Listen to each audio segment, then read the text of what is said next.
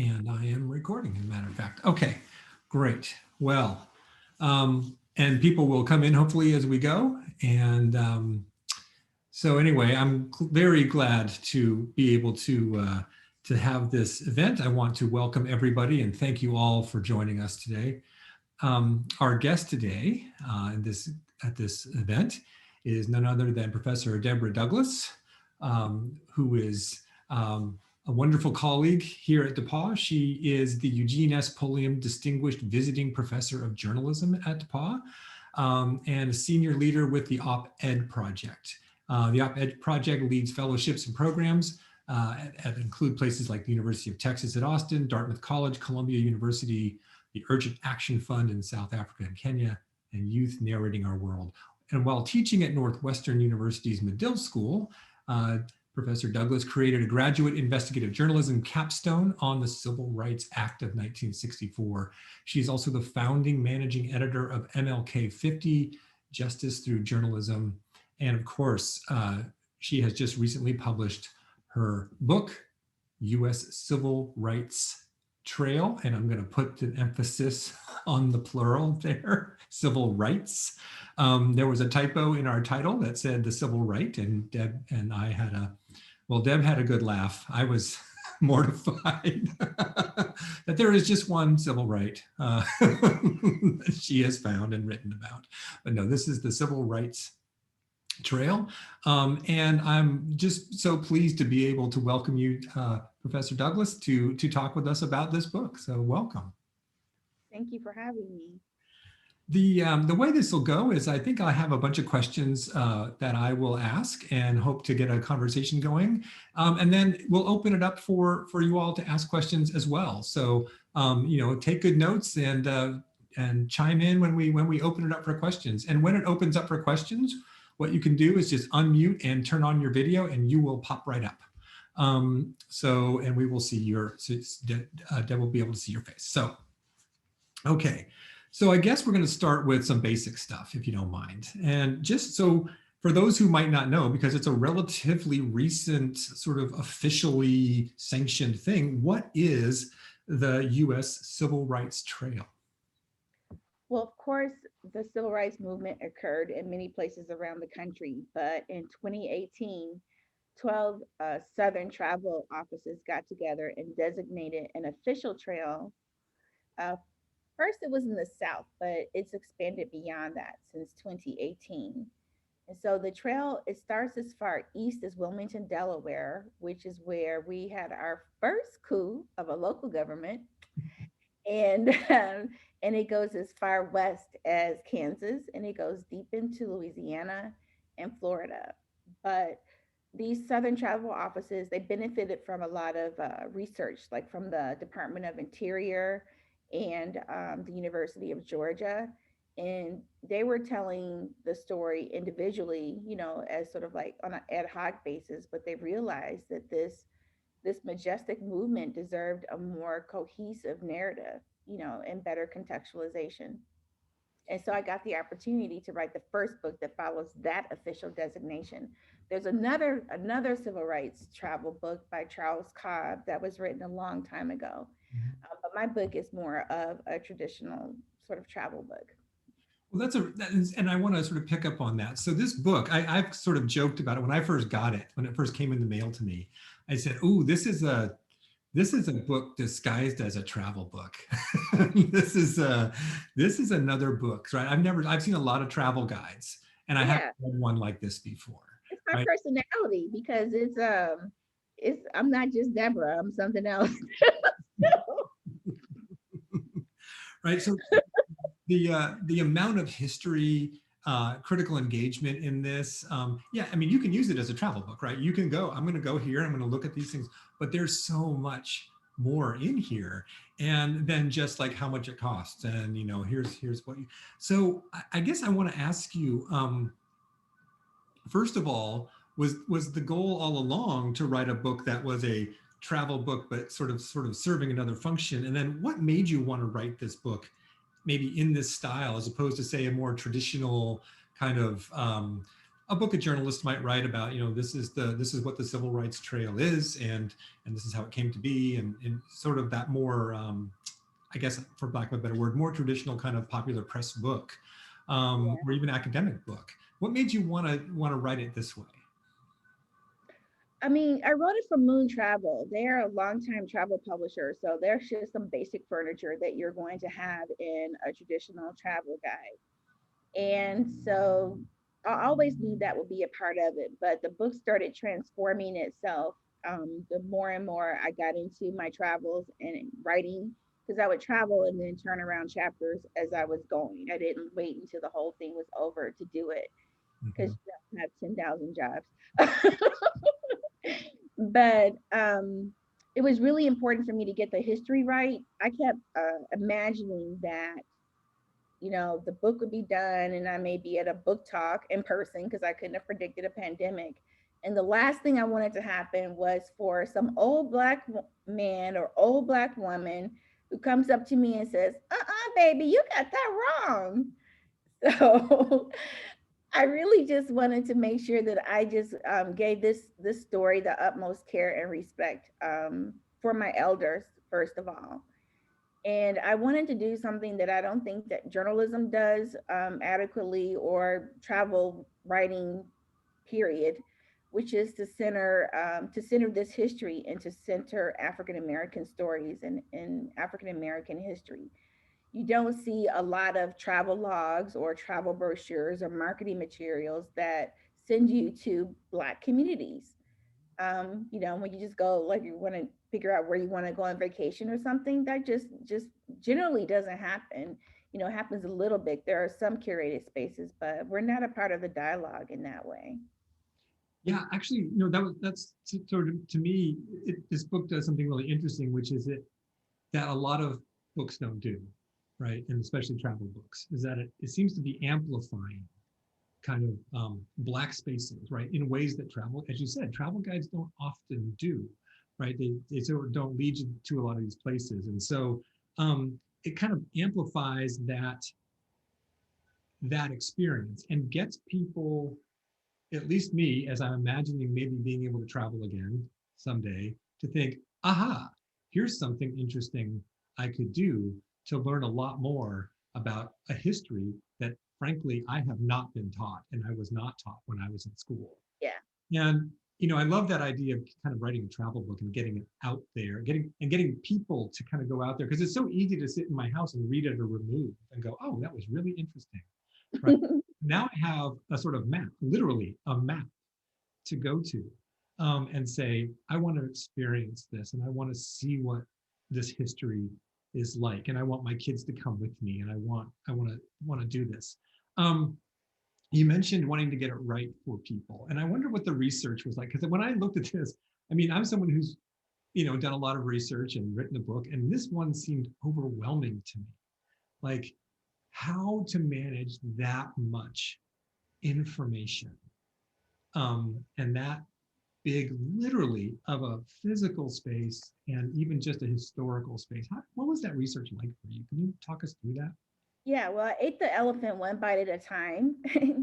I researched this for a full year before I actually got the contract and I started traveling. And it was, I thought the special thing that I could bring to this project is the fact that I have been practicing journalism for decades, and that I could bring that journalistic hustle and spirit of excavation to this project and not be precious about it in terms of, relying on a few texts or that sort of thing.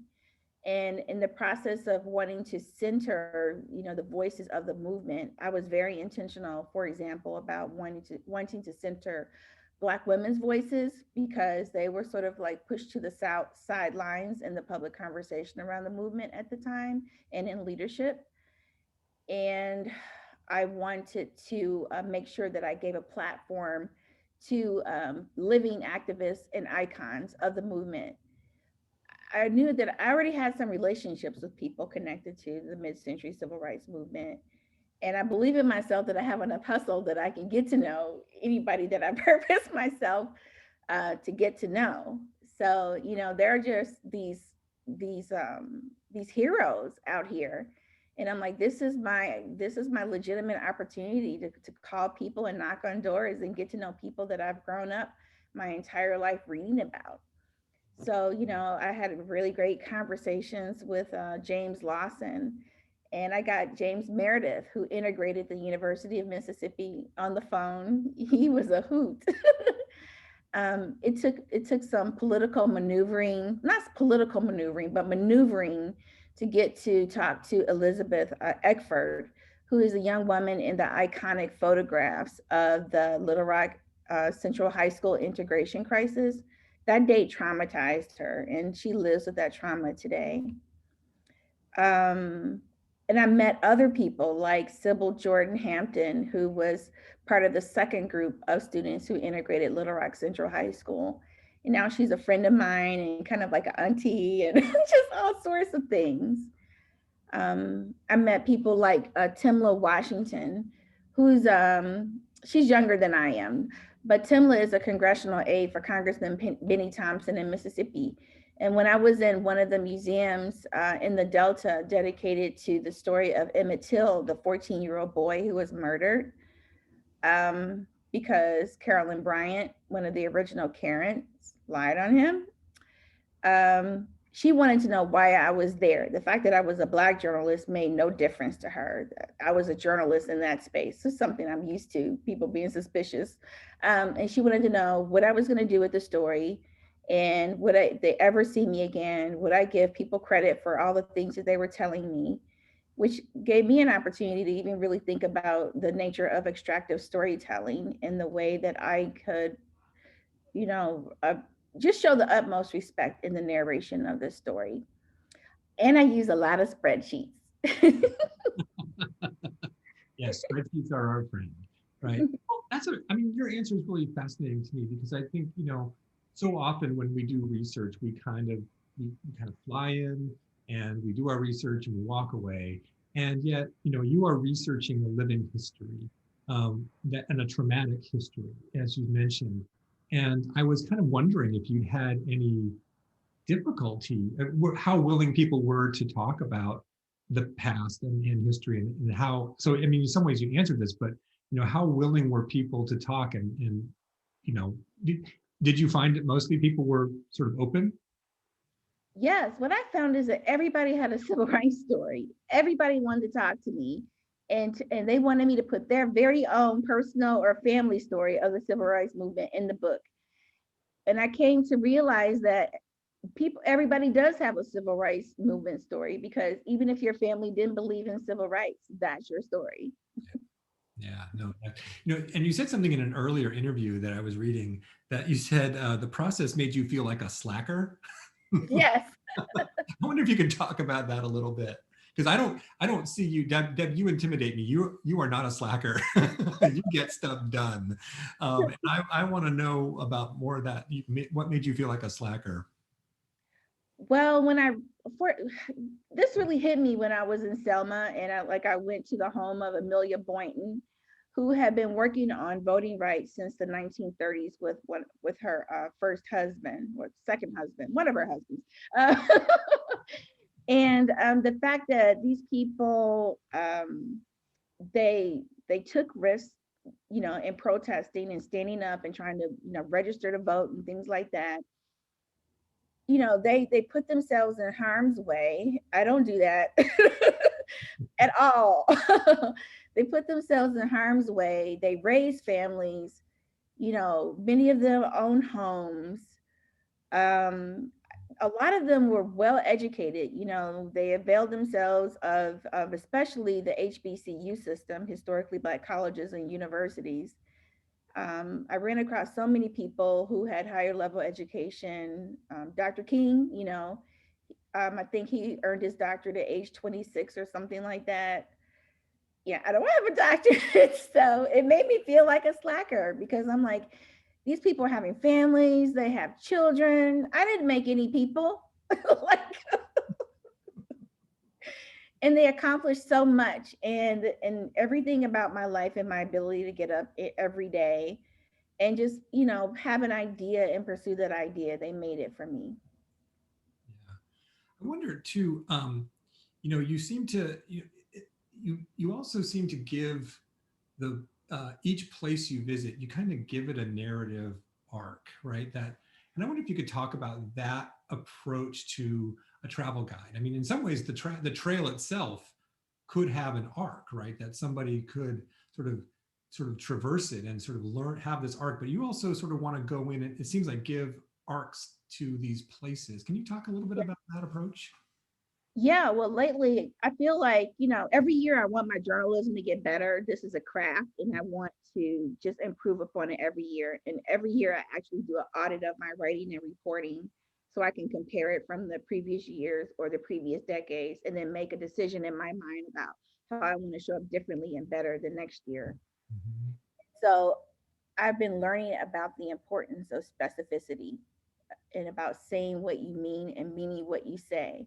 I think in our conversations that we say things. Actually, we walk around on automatic, almost performing life and saying things, and we shake our heads and we act like we understand what each other means. But it's really just a lot of platitudes and a lot of cliches, and it's not specific information. And so I've been trying to rid my journalism of any notion that I am just performing communication, that I'm actually communicating with a level of specificity that really digs deep and resonates with people and makes the important connections. So, with each city, for example, I provide timelines to give you the narrative arc of the civil rights fight or effort in that particular community, because not every community was the same. People in the Mississippi Delta were poor Black people. But people, for example, in Atlanta, Dr. King was a middle class Black man who grew up in a multi generational home with middle class educated people. And in the Atlanta student movement, or like when they integrated Atlanta schools, for example, they prided themselves on how they went about integrating because, they did it with a lot of fuss and muss and, you know, looking bad in the in the news like they did in Little Rock. So there are different kind of considerations in every community. And I wanted to capture that. And I wanted to capture the specific thing that they were fighting for, the specific risk that they faced, and also sort of like weave those threads throughout so you can see the commonality of those individual efforts. Yeah. It strikes me that in some ways, it strikes me as a continuation, not a continuation, or at least has a relationship, that approach has a relationship to other work that you've done. And I wonder if you could talk about how you would connect this book with other work you've done, like the op-ed project or MLK 50 project. How would you sort of see those as all of a piece? Sort of. Yeah. So the op-ed project, what we do is we train underrepresented expert voices to put their ideas in the public conversation. And specifically what that means is that I work with a lot of PhDs and understanding the nature of their expertise and figuring out what that very narrow, specific thing that they know about, how they can expand that and say with a high degree of authenticity, um, what to speak into the public conversation based on what they know stone cold. And because a lot of academics will say, well, I really know a lot about, 18th century rumor and revolution or something like that, but they won't think to connect it to, social media and how revolutions get started and messages go viral and then people get organized and, things like that. So I work with these academics and policy analysts and even grassroots organizers. Sometimes I work with activists and help them shape their arguments and write and get published in places like the New York Times or whatever paper of record or Time Magazine or Al Jazeera or TRT World, which is the upstart to Al Jazeera. So that delights me because it takes my journalistic training and puts it in a different realm, and where I can help and empower people, because underrepresented people, namely women Mhm. and minorities, don't have a fair share of the public conversation. Unfortunately, Jonathan, white men like you talk too much. No, but men actually have a bigger share of the public conversation when you look at different measurements. And so we feel like for whatever motivation that shows that women are not, publishing as many op-eds as men, we won't know what that's about unless we try to get into that conversation and say things that matter. And we think that doing so, we can make the world a better place because we'll get the best ideas out there. Yeah, no, I mean, you're absolutely, I couldn't agree with you more, right? And you're right. People like me have had way too much time and an opportunity to say what we think. You know, And we work with men, we work with all kinds of people in our programs because we believe everybody is a part of the solution. I just want to stipulate that. But yes. And then MLK 50 was really, I stepped down last summer because I got a lot of jobs. But I was the founding managing editor for MLK 50. We established, actually, my publisher established MLK 50 in 2017 to follow the commemoration, the 50th commemoration of Dr. King's assassination in Memphis. At the time, Memphis was the poorest large city or poorest large metro in the United States. I think it's number 2 now. And so we felt like the powers that be probably would pat themselves on the back and congratulate themselves on how far Memphis had come. But really, it's a warehousing economy that's built on the never-ending promise, the forever promise of low-paid jobs. And so we felt like we needed to do the kind of journalism that would really hold up a magnifying glass to the lived experience of Memphians who happen to be overwhelmingly Black, and center them in the conversation as opposed to establish power, which is what traditional journalism reflexively does. We center established power, and the story is way different when you put other people, in the frame. And I created a capstone on the Civil Rights Act of 1964 when I was an adjunct at Northwestern University's Medill School of Journalism. And I got a big bucket of money that I didn't have to raise myself. And I got to select students to spend a summer investigating themes that emanated from the Civil Rights Act of 1964. And so we interrogated everything from, the school to prison pipeline to housing or mortgage discrimination. And one of my students, who's now a vice president of a major media company, she covered the desegregation of schools in Fayette County, Tennessee, which was just 45 minutes from where I grew up in Tennessee.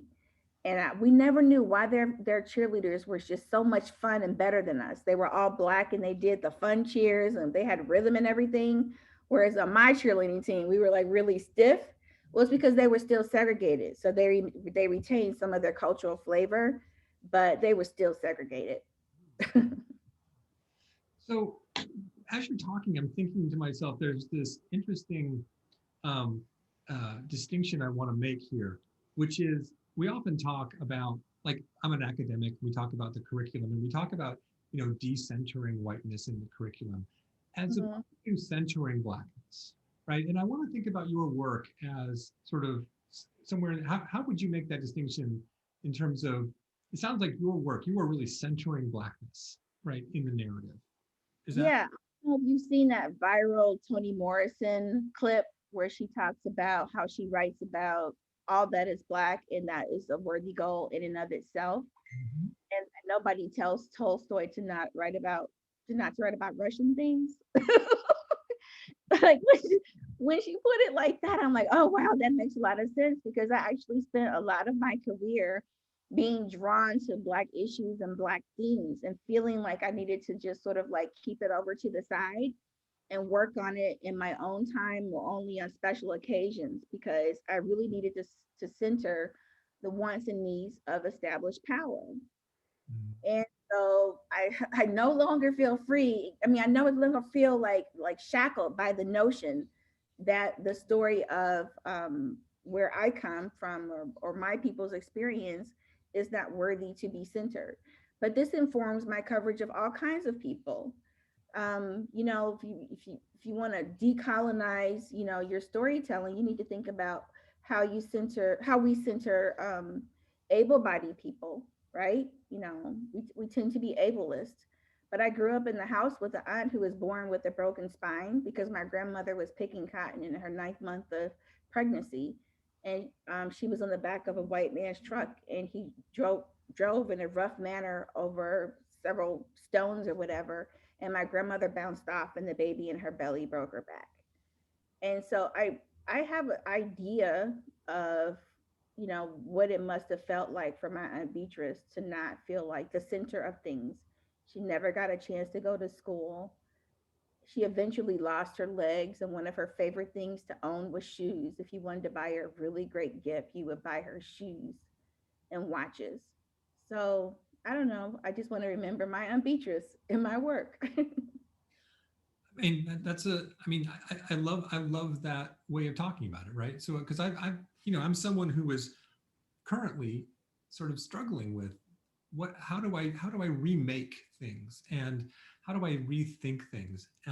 So this is really helpful. And it also reminds me of a distinction I was thinking about. A few years ago, we brought an artist here to DePauw named Alexandra Bell, and her work are these brilliant sort of counter narratives to news coverage, where she sort of takes the New York Times in particular and really unpacks first the sort of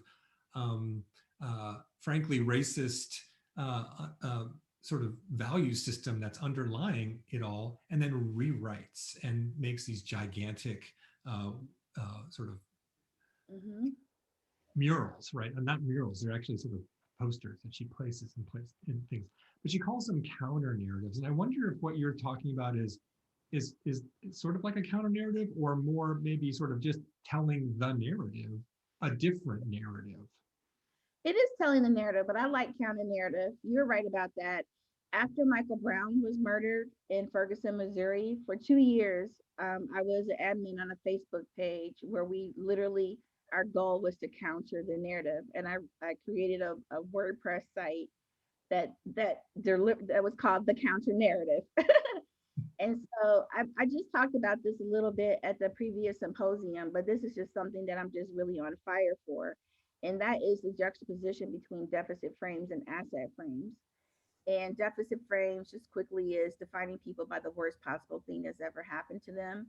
And asset framing is defining people by the highest vision for themselves and how they're purposing themselves to move in the direction of that vision. And so when you take a community that is known for crime, or take a community that's known for poverty or poor health, and you asset frame it, you flip it upside down and you go, okay, well, what is the story these people tell themselves about their condition and what are they doing about it? Then you get a totally different kind of story. Mhm. And then that seeps into, I mean, it just balloons. So, if you tell yourself a different story, you regard yourself in a different kind of way. And it's not cheerleading, it's just it's like a full circle, approach or view of people's lived experiences. Then the truth of their experience, the full circle nature of their experience, flows into social policy, and then policies become norms, and then that becomes the world that we live in. And that's the power of a story. Yeah. In fact, I was just talking to my students today about frameworks, right? That, dominant frameworks are things that are constructions, and we need to sort of imagine new frameworks sometimes. And it's okay to recognize what the dominant framework is and try to shift it. And so it strikes me as really, I want to sort of take a sidestep here and say, because I know you a little bit and I've worked with you for a few years, I also know you have a distinct interest in solutions journalism. This actually sounds similar in some ways to that too, right? This notion of writing a different kind of story that isn't Yes. really about just everything's wrong, everything's wrong, everything's wrong, but how do we actually move towards solutions, right? Would you say that? Actually, this came out of my solutions journalism training. And I had a talk with one of the leaders at solutions journalism, outside of, what's that deli store in Greencastle where you get the sandwiches, the Oh, super. Myers. I was sitting in the car outside of Myers talking to one of the leaders of the Solutions Journalism Network. And because they don't have like a really diverse staff or whatever, so we were just like connecting on some things about how do we connect to a bigger pool of journalists who are interested in this practice. And I said I really feel like solutions journalism is the answer to the equity question that we are interrogating in journalism today. Because when you identify underrepresented communities, marginalized communities, and showcase how they're trying to be the agents of their own salvation, which they generally are, then it's a different kind of story. And so there are only a handful of us who are really thinking about it that way. The first Solutions Journalism Academy for HBCUs just happened like, I don't know, a few months ago, I think. So I think it's going to be take some time for people to make that direct connection like I have made it, but I use every access to every bullhorn that I have to to share what I think we need to do next in this industry. For that. I'm going to ask you one more question and then I'm going to open up for the audience. So, but it seems in many ways like this is a perfect book for our times. And you may have answered some of this already, but so when we're starting, and maybe once again, to sort of come to terms with this nation's racist past and present, Mhm. and hopefully not future, but we know that we've got a long way to go. Um, so, and yet at the same time, our travel is restricted by the pandemic and we can't move around. I wonder though, so given that, I do think this is a really important book for our moment. Mhm. Um, Given that, how do you hope people use this book? I mean, what do you hope the outcome is of this book? Well, I mean, my book sounds like me. So it's really kind of conversational and just a little bit cheeky. But I really hope people like just engage with the book, not just in one setting. It's not that kind of book. It's the kind of book that you look at a little bit, you put it down, you go to another. You're like, what? Where do I want to go in my mind's eye today? So I'm gonna go to Atlanta today, and then you read it. And anybody who travels, you spend, I don't know, I spend months researching where I want to go before I actually go there. Like once I went on a European tour, I spent months um, uh, researching Italy because that was one of the stops on the tour. And then a snowstorm uh, stopped my plane that day, so I had to rebook for the next day. It ended up being rerouted to Spain. I was so bummed out. That's such a first world problem, but I hadn't done any research on Spain. But I think a lot of people, do pre-research. So this is that kind of book. Like, there's going to be some pent up demand to go places and do things. So this is the kind of book for that. But also, this travel book turned into a history book, but it turned into a civics primer that also turned into a roadmap for activism. So the book is a lot of different books all at once. So if you really want to understand what's going on now, this is a good book for that. I even include resources, things you should read and watch, and people you should follow to keep up with the current conversations because the things from the movement are directly connected to things that are happening now, like voter suppression. The Voting Rights Act of 1965 was supposed to address that. And Shelby V. Holder gutted a really important part of it. But now we have an opportunity with the new regime in Washington to maybe reintroduce it or bolster, those provisions again through Congress. The Emmett Till Anti-Lynching Act was passed in both houses of Congress last year. It is not, but it didn't get reconciled because Senator Rand Paul of Kentucky wanted Emmett Till's name off of it. But Emmett Till's murder was a catalyst for the modern civil rights movement, and that was the only thing that the person who introduced it, Congressman Bobby Rush, my congressman, he wanted to keep that name on it, and the name should be there. But Rand Paul wanted it gone, and so now that we have a new regime, we have an opportunity to reintroduce that act and make lynching people a federal crime. We've tried for decades to make it a federal crime, but it's not. There's a talk about the paying the $15 an hour, minimum wage. The living wage is what brought Dr. King to Memphis, where he was assassinated in 1968. He came to support the striking sanitation workers, and through essential workers, through anybody who's just trying to just get a baseline minimum wage so they can just do more than survive, that issue is still in play. It's alive and well. Yeah. So and that's a great way to sort of end my part of the conversation here, which is that I think this book, like I said, I think it's a book for this time. And it's a history book, as you said. I love the idea of it's a roadmap for activism. I think that's a great way to sort of describe this.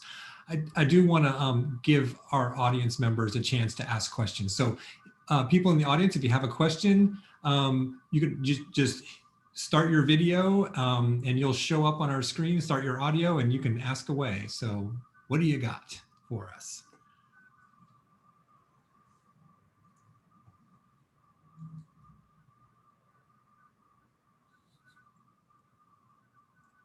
Oh,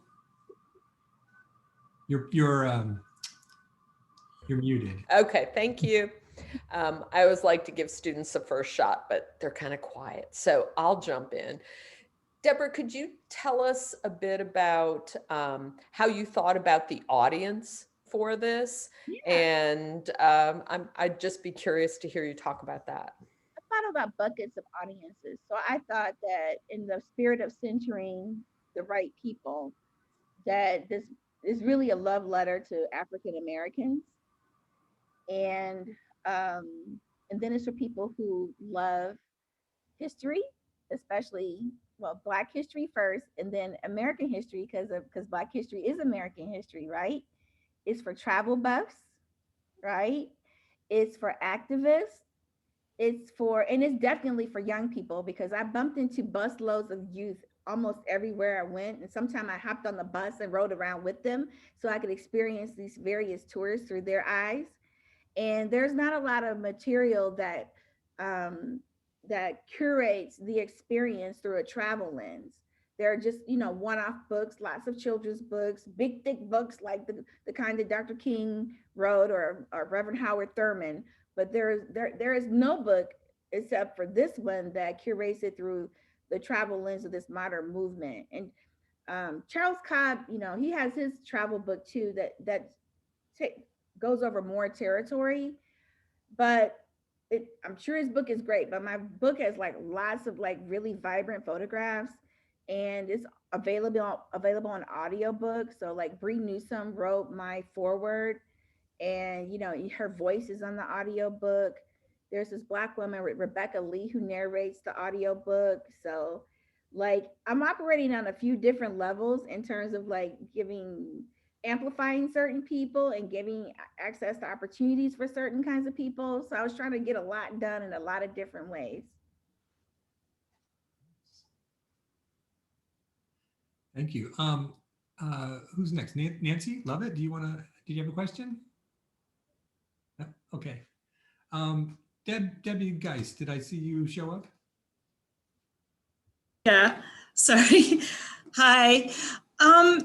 I have a question, because I think it's great. You just talked about bus loads full of youths, and you're talking about contemporary movements, but I can't help but thinking as well about the history of the Green Book from 36 to 66, and what it was like if you were Black and you were trying to travel in the Jim Crow era. And I'm wondering if you could comment at all about whether the Green Book was in the back of your mind at all while you were working on this project. Yeah, my book actually has like a little tinge of green in it to evoke that feeling. I thought about it, and whenever I could, in some places I have the Green Book on my phone, in a Kindle book. So I've tried to find those places, but I could never like match up an actual place with the address in the Green Book. For the uninitiated, the Green Book, those are places where African Americans could be assured that they would not be mistreated if they were traveling in the South. Because if you were in the North traveling in the South, or just in the South traveling to other places in the South, it could be really unsafe. You may not be able to get gasoline at a gas station. You may not be welcome into a restaurant to get a bite to eat. I grew up on the tail end of that. I grew up on the road, and my family still packed, fried chicken and sliced pound cake, and who needed to go to a restaurant when you had all that good food? um But also in my proposal process with my book, my white editor asked me if there if there was some special tips or information I needed to give Black travelers to in terms of like safety on the road. And especially given what we've seen in the news with, like, you know, the police altercations, like with Sandra Bland, for example. But I, my answer was that I didn't want to infantilize Black people. We know what country this is, and we know what time it is. And so I just wanted to write a book that was empowering people, and did not just infantilize them and make it seem like that we're like these delicate people who don't understand the context that we're operating in. Mhm. Thank you for that question, Debbie. Actually, that was really, I was thinking about that as you brought it up. I was like, that is a fantastic question to think about, that sort of other history of travel in that regard. Are there other questions from anybody else? Have a question? Who's next? Taylor. Hi. So I was really intrigued by what you said earlier about how you researched the book for a year before even getting the contract for it. So I was just hoping for you to tell more about what the process of writing the book was like, and like how you got the contract, and because obviously you need like money to support yourself. So I'm just curious about that process. Well, it helps over time to be nice to people that you work with. So I got the opportunity to to submit a proposal because my friend Margaret, years and years ago, like decades, I'm so old, uh, she used to write for me when I was the editorial director of a health and fitness platform of the Thompson Corporation. And over the years, we would always give each other work wherever she was. I would freelance write for her. She would freelance, and then we became really good friends. So every year, I drive down to Nashville and hang out at her house on the Cumberland River. When my dog was still alive, my dog would play with her dog. We would all sleep in the bed together. But so when this idea came along, you know, they thought, well, you know, a Black person needs to write this book, and she thought, given my body of work, that I'd be a great person, not just being Black, but Black and really connected to these issues. And so I still had to compete though to write the proposal, and it had to all come from me. Like, just what are you bringing to the party, Deb? And I'm like, I want to get real people in my book. I want their voices in my book. I want to get as many icons in my book. I want to like leave no stone unturned on any space along this trail that's been curated. This, you know, these stories that have been curated for us. I knew I couldn't go everywhere on the trail, even though it's getting bigger by the day. Even then, I knew I couldn't go everywhere. So I had to choose the right cities to capture a cohesive narrative arc of the movement. Um, and, you know, so I had to read the history about that. And then also, I put my politics in it too. So in my book, unless otherwise specified, every business that you go to is a Black owned business, because I think the ultimate side of respect is to invest in this story, and to invest in the story is to invest in its people. So, you know, I had to do a lot of research to figure that out, because, you know, a lot of small businesses, especially Black owned businesses, struggle. You know, they may not have a fancy website, you know, they might just have a Facebook page. And I couldn't, I had to like, again, like, I couldn't deficit frame them. I had to asset frame them. I'm like, what do they have? And if I have to work harder to get to these people and talk to these people and showcase these people, then I will. You know, I just had to like just really just not be lazy. Sometimes we can be lazy in journalism and just kind of rely on the same sources or the same way of doing things. And I purpose myself to never give up. So like, you know, I talked to Diane Nash. She was a leader, a student leader of the Nashville movement. If you read the history books, they'll call it the Nashville Student Movement. But Reverend James Lawson, who taught nonviolent direct action to those students, will tell you that it was really a movement of all kinds of people, you know, a lot of adults. And just to make it seem like it was the students makes it um, it takes adults out of the picture, out of the frame, and it makes it seem like they weren't doing anything, and they were. And like he was adult and he was training the students. Anyway, I had interviewed Diane Nash a few years prior because I talked to her when Dick Gregory, a famous comedian, died. So I had her phone number and her email address. And I called her for months and months and months, and I didn't hear back. And instead of getting demoralized, I'm like, okay, Deb, you have to try harder. Like, think about all the famous journalists that you really admire. You know, of course, they have institutional support. Sometimes they're just famous. I'm like, okay, I don't have that, but I have hustle. So I called around Chicago and I'm like, do you know Diane Nash? do you know anybody who knows her? What's going on? And one person was like, well, yeah, she's kind of like, not talking to anybody right now. She won't even talk to her daughters. But I kept calling and emailing, and I kept giving her, a value proposition of why it was important to have her voice in this book, and why it was important for her to talk to me, and what was it about me that she should trust me with her story. And I was about to give up one day. Finally, I'm like, okay, I was feeling superstitious. Like if I give up on one, the whole thing comes apart. But she called that day and she's like, Deborah, I got all of your messages. And she said, I haven't even been talking to my daughters lately, but then she talked to me. That's pretty impressive. Next question. Who's got another question? Nancy. I have actually, two questions, but one of them is in my hometown group in Owensboro, Kentucky, and was in elementary school in the 50s. And in my hometown, they integrated the schools in the 50s, it was early on. But, it was like a couple of years ago, I thought, well, they closed the black high school. And then I started thinking, well, what happened to all the the teachers and the professionals? I just got sad thinking about that because I know I don't think, well, at least not to the elementary school where I attended or the high school, which was the only high school in the city at the time. Maybe, I don't know, I just was hoping that in some of the other schools they were still working, but it just made me think about that. Is there any,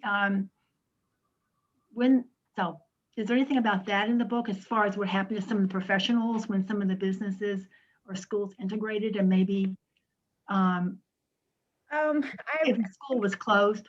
Yeah, I think I recollect in Jackson that Black school teachers sued to be paid equally, to be paid on par with white teachers. And I wonder in your school, even if they integrated, if they really integrated, because Right.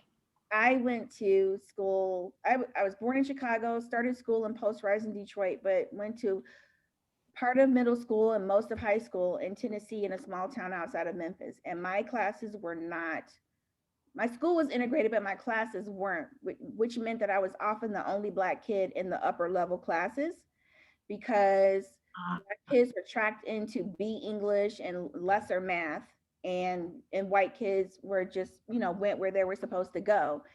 And that really, it confused me because in 8th grade, when they came to give us the high school talk about what to expect, what classes to sign up for, I sat with the Black kids in the cafeteria because I lived in their neighborhood. I was a Black kid, but class wise and like in terms of my future aspirations, I was with the white kids.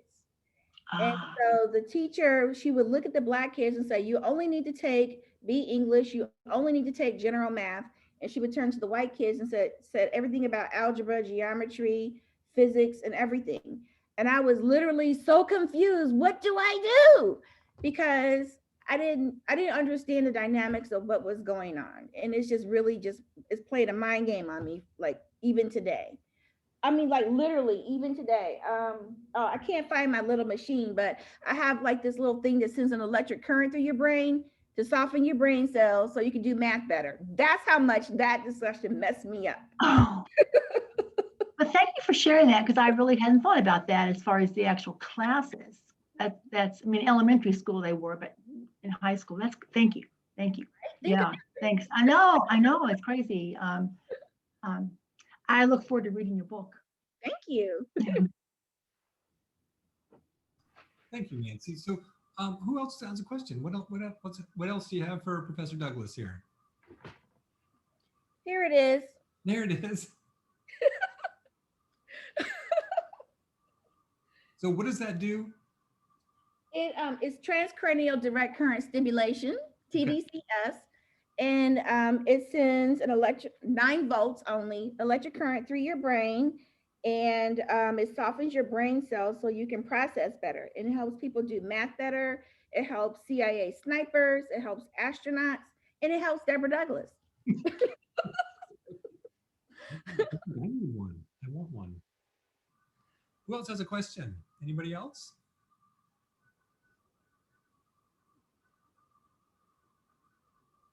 Well, I have musical playlists in the book. Yes. Yes. That songs that match up to what's going on in each city and movement. And one thing I can mention that nobody ever asked me about, but it's something that, especially if you're in journalism or you're in publishing in any kind of way, an interesting thing came up. Is it okay to talk about it, Jonathan? Of course. So I started getting page proofs. And so I'm starting to see how the images are looking with the words. I took 85% of the photos, but we bought stock photography for some of the like really important things, like the African American Museum in DC. And then we got archival images.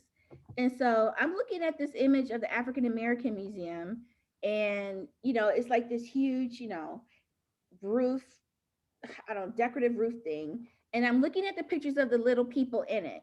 You can barely see the people, but I've been an editor for a long time, and I know the power of imagery and how intentional you have to be and how you represent spaces and people.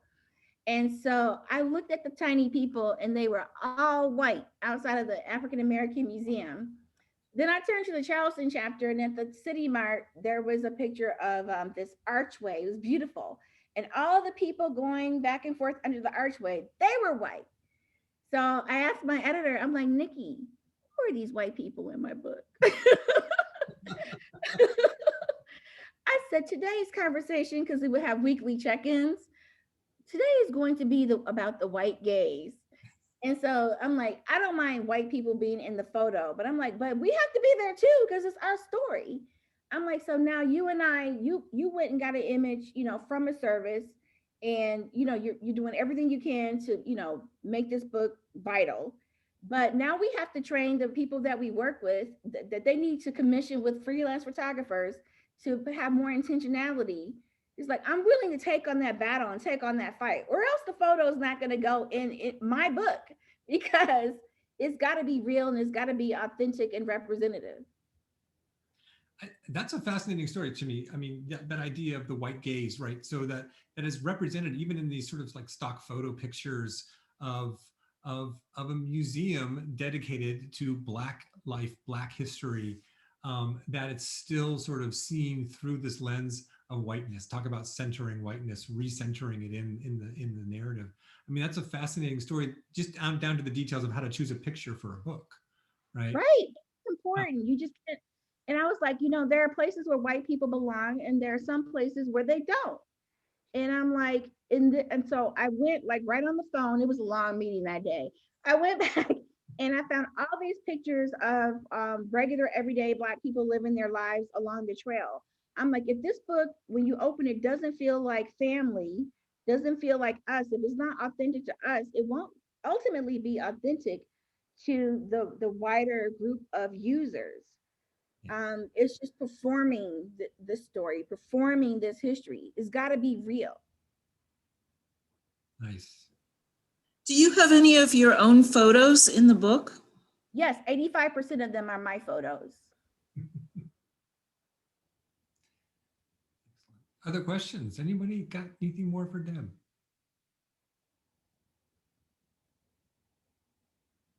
This is the hardest part, because in a normal, like if we were in Watson Forum, I could look at you all and say, can't tell. They give it Hi, Eddie.